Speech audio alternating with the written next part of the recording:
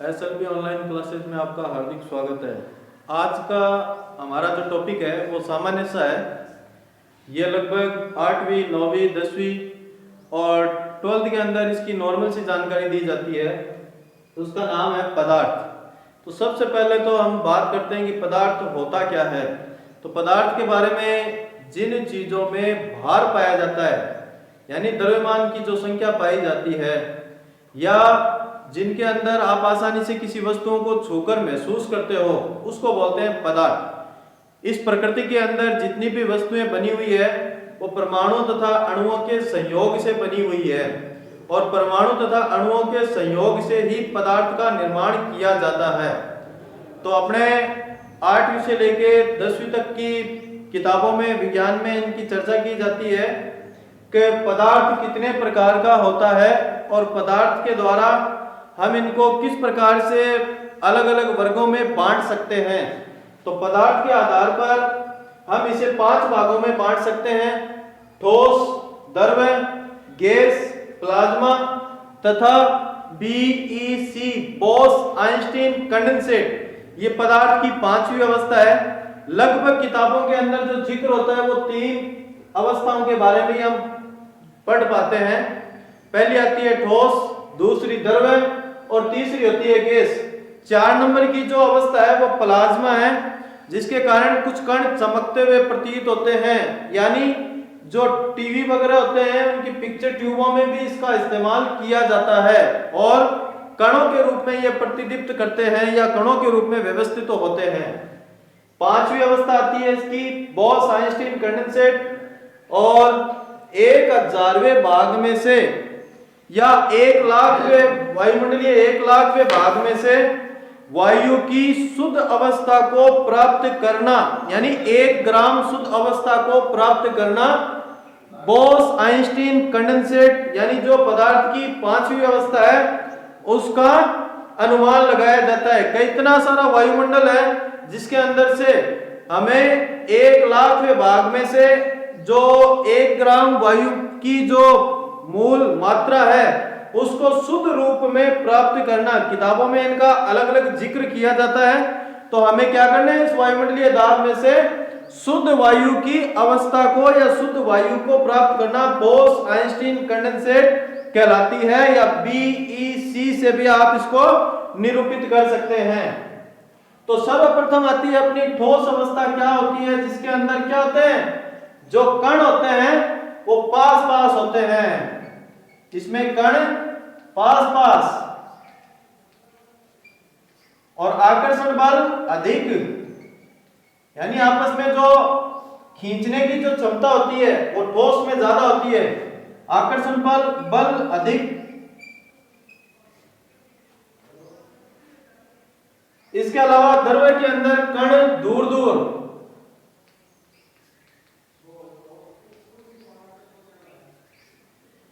आकर्षण बल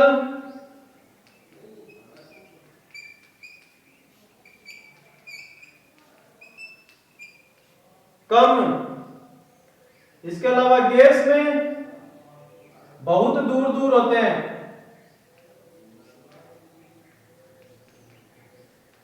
कण इसके बहुत दूर दूर होते हैं, आकर्षण बल न के बराबर।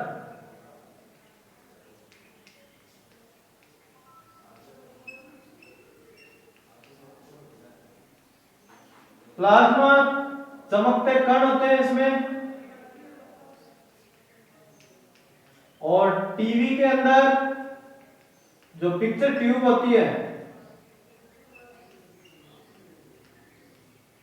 इसमें उपयोग होता है प्लाज्मा।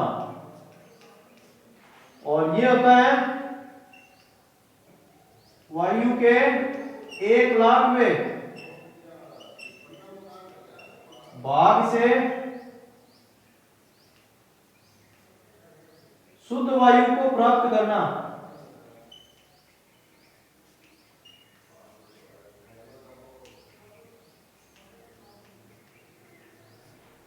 बोस आइंस्टीन कंडेंसेट कहलाता है। तो ये हो गया इनका अंतर, मैंने दो बताए इसके अंदर। तो ठोस होते हैं जो क्या होते हैं, जैसे ये चौक है, ये ठोस अवस्था के अंदर पाई जाती है। तो जैसे हम इसको गर्म करते हैं तो गर्म करने पर ये टूटेगी नहीं, क्योंकि इसमें कण है वो आपस में क्या है, चिपके हुए पड़े हैं। इसकी जगह अगर आप उदाहरण लेते हो बर्फ का, तो बर्फ को जब आप फ्रिज के अंदर से निकालते हो तब वो कैसी अवस्था में होती है, ठोस अवस्था के अंदर होती है। और जैसे निकालने के बाद आप उसको वायु के संपर्क में बाहर खुला छोड़ देते हैं, तब वह आ जाती है द्रव अवस्था के अंदर। अब द्रव अवस्था में आने के बाद जैसे आप उस पानी को क्या करते हो, गर्म करते हो, तो वह भाप बनकर ऊपर उठना शुरू हो जाता है। तो ये हो गई पदार्थ की तीन अवस्थाओं का एक उदाहरण, जिसके अंदर आप क्या करते हो कि भाई एक बर्फ का उदाहरण लिया, ये मान लिया आपको बर्फ की कोई सिल्ली ले ली आपने छोटी, और इसको वायु में जैसे ही रखा तो ये बन गया किसी पतीले के अंदर या किसी कटोरी के अंदर, ये पानी बन गया। इसका द्रव अवस्था में कण क्या हो गए, दूर दूर हो गए। इसमें कण क्या है, आपस में पास पास में है इसमें, इसके कारण इनका आकर्षण बल भी क्या होगा, अधिक होगा। अब इनके कण दूर दूर हो गए तो ये द्रव अवस्था में आ गई, और जैसे ही ये द्रव अवस्था में आई आपने क्या किया, इसको गर्म किया इन पानी को, और पानी को जैसे ही आप गर्म करते हो पानी भाप बनकर ऊपर उड़ना शुरू हो जाता है। अब इसी पानी को आपने क्या किया, इसके ऊपर ढक्कन लगा दिया, तो वापस ये द्रव अवस्था में आ गया, ये द्रव अवस्था में आ गया इधर। जैसे यानी आपने पानी के ऊपर ढक्कन दे दिया, द्रव अवस्था में आ गया, इसी पानी को उठाकर आपने फ्रिज में रख दिया, वापस बर्फ बन गया। तो ये क्रिया क्या होती है, इसके अंदर जो क्रिया लगातार चलती रहती है तो उत्परिवर्तित होती रहती है, यानी परिवर्तन की क्रिया होती रहती है। जिस जगह से शुरू होती है उसी जगह पर आकर खत्म होती है। तो इसके अंदर जब द्रव ठोस से द्रव में, तो ये आ गया आपका द्रवीकरण।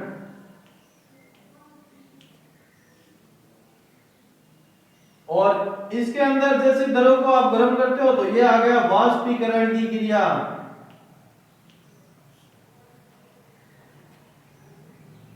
और जैसे आप इस बर्फ को वापस जमाते हो तो ये आ गई संघनन। संघनन मतलब जल के जो कण होते हैं वो आपस में क्या हो जाते हैं, जुड़ जाते हैं, यानी कण जो दूर दूर होते हैं वो क्या होते हैं, पास आ जाते हैं। जैसे समुद्रों से पानी जैसे भाप बनकर ऊपर उठता है, तो ऊपर उठने के बाद में क्या होती है, ऊपर वायु की अनुपस्थिति होने के कारण ये कण है वो पास पास हो जाते हैं, और पास पास होने के कारण जो